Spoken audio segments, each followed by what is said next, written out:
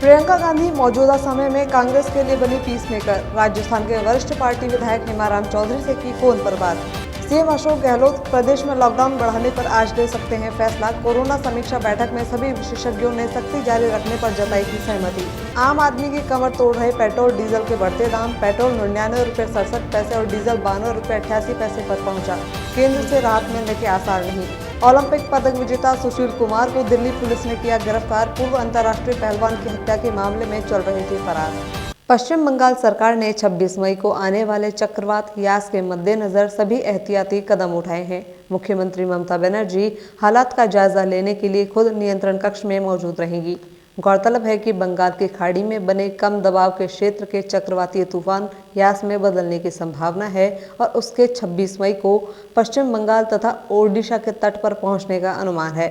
आज दिन में राज्य सचिवालय में अधिकारियों के साथ उच्च स्तरीय बैठक करने वाली मुख्यमंत्री बनर्जी ने कहा कि संवेदनशील क्षेत्रों के लिए राहत सामग्री रवाना कर दी गई है और अधिकारियों को तटवर्ती तथा नदी क्षेत्रों के आसपास के लोगों को सुरक्षित स्थानों पर ले जाने के लिए कहा गया है।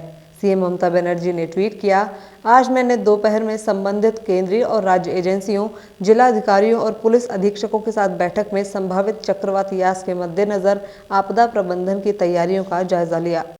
कोरोना संक्रमण के कारण माता पिता खो चुके बच्चों को संरक्षण प्रदान करने के लिए उत्तराखंड के मुख्यमंत्री तीरथ सिंह रावत ने मुख्यमंत्री वात्सल्य योजना की घोषणा की है। इसके तहत ऐसे अनाथ बच्चों को 21 साल की आयु पूरी होने तक प्रति माह 3000 रुपये भरण पोषण भत्ता दिया जाएगा। साथ ही उनकी शिक्षा और रोजगार के लिए प्रशिक्षण आदि की व्यवस्था भी प्रदेश सरकार ही करेगी।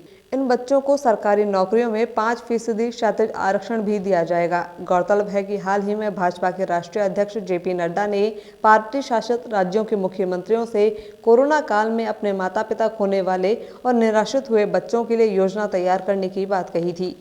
कांग्रेस की राष्ट्रीय महासचिव प्रियंका गांधी मौजूदा हालात में एक अलग ही भूमिका में नजर आ रही हैं। हाल ही में जहां उन्होंने पंजाब में सीएम अमरिंदर सिंह और असंतुष्ट नेता नवजोत सिंह सिद्धू से फोन पर बात की और मामला सुलझाने की कोशिश की, वहीं जानकारी के मुताबिक उन्होंने राजस्थान में भी नाराज चल रहे वरिष्ठ विधायक हेमाराम चौधरी से बात की। कहा जा रहा है कि इस दौरान प्रियंका गांधी ने हेमाराम को बात घर में ही रखने की सलाह दी।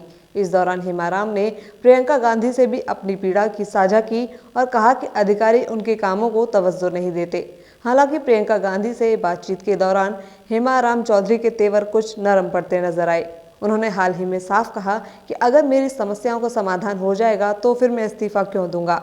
यहाँ उन्होंने यह भी साफ किया कि ना तो उनकी किसी नेता से दुश्मनी है, ना कि मुख्यमंत्री अशोक गहलोत से। ऐसे में कयास लगाए जा रहे हैं कि कांग्रेस का ये अंदरूनी मामला आलाकमान की दखल के बाद अंदर ही निस्तारित हो गया है। कोरोना महामारी के बीच बाबा रामदेव के एलोपैथी के खिलाफ दिए गए बयान पर आईएमए की कड़ी आपत्ति के बाद पतंजलि की प्रतिक्रिया सामने आई है। आईएमए ने केंद्र सरकार से मांग की थी कि अज्ञानता भरी टिप्पणी के कथित रूप से लोगों को भ्रमित करने और एलोपैथी दवाओं को मूर्खतापूर्ण विज्ञान बताने के लिए योग गुरु बाबा रामदेव के खिलाफ कड़ी कार्रवाई की जाए। वहीं कांग्रेस नेता और वरिष्ठ चिकित्सक डॉक्टर सुमित गर्ग ने भी केंद्र और राज्य सरकार के सामने बाबा रामदेव के इस बयान पर आपत्ति जताई। उन्होंने कहा कि जेब भरने के लिए कोरोना के इलाज को लेकर भ्रांतियां फैलाई जा रही हैं। इसके साथ ही महामारी एक्ट के तहत उन पर केस दर्ज करने की भी उन्होंने मांग की। उधर हरिद्वार स्थित पतंजलि योगपीठ ट्रस्ट ने इस टिप्पणी से इनकार करते हुए इसे गलत बताया। सोशल मीडिया पर वायरल हुए एक वीडियो का हवाला देते हुए आईएमए ने कहा कि रामदेव ने दावा किया है कि एलोपैथी मूर्खतापूर्ण विज्ञान है और भारत के औषधि महानियंत्रक द्वारा कोविड-19 के इलाज के लिए मंजूर की गई रेमडेसिविर, फेमीफ्लू व ऐसी अन्य दवाएं बीमारी का इलाज करने में असफल रही हैं। आईएमए के अनुसार रामदेव ने कहा कि एलोपैथी दवाएं लेने के बाद लाखों संख्या में मरीजों की मौत हुई है। मुख्यमंत्री अशोक गहलोत ने कोरोना के हालातों की समीक्षा के दौरान प्रदेश में लॉकडाउन की अवधि बढ़ाने के संकेत दिए हैं।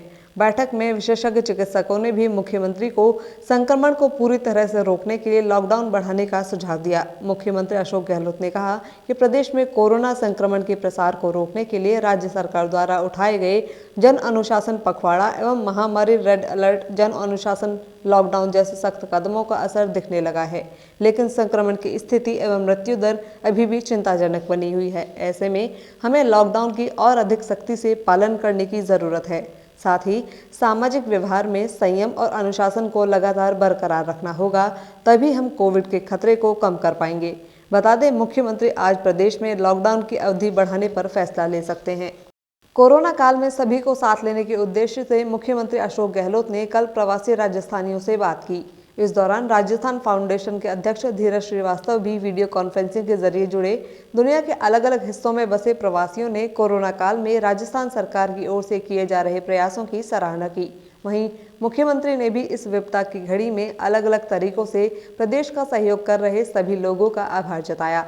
फाउंडेशन के कमिश्नर धीरज श्रीवास्तव ने बताया कि मुख्यमंत्री अशोक गहलोत के निर्देश पर देश के विभिन्न राज्यों में मदद पहुंचाने का काम करने वाली अमेरिका इंडिया फाउंडेशन, स्वस्थ एसीटी तथा अन्य ग्लोबल संस्थाओं द्वारा महत्वपूर्ण स्थानों पर प्रवासी राजस्थानी और उनके माध्यम से इन ग्लोबल संगठनों द्वारा एकत्रित की जा रही मदद में से राज्य का शेयर सुनिश्चित करने के लिए फाउंडेशन और प्रवासी राजस्थानी मिलकर काम कर रहे हैं। पूर्व सांसद और पूर्व विधायक शांति पहाड़िया का निधन हो गया। वे बीते कुछ दिनों से गुरुग्राम के एक निजी अस्पताल में भर्ती थी। वे भरतपुर जिले के वैर से विधायक रही थी। वहीं राजस्थान के मुख्यमंत्री अशोक गहलोत ने उनके निधन पर दुख जताया।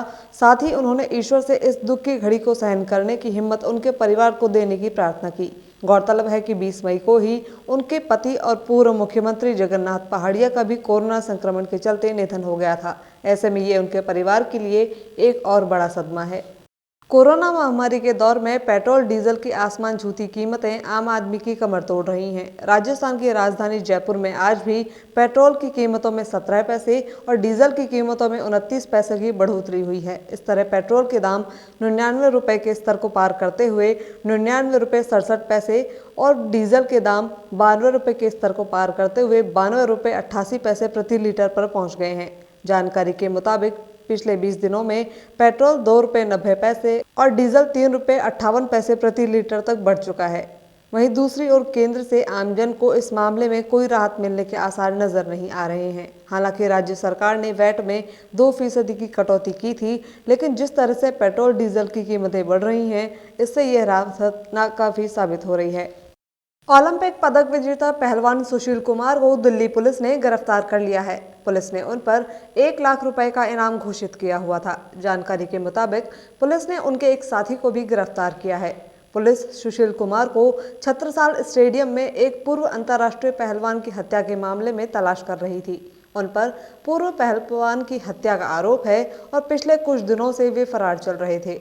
इससे पहले दिल्ली की एक अदालत ने इसी मामले में हाल ही में उन्हें अग्रिम जमानत देने से भी इनकार कर दिया था।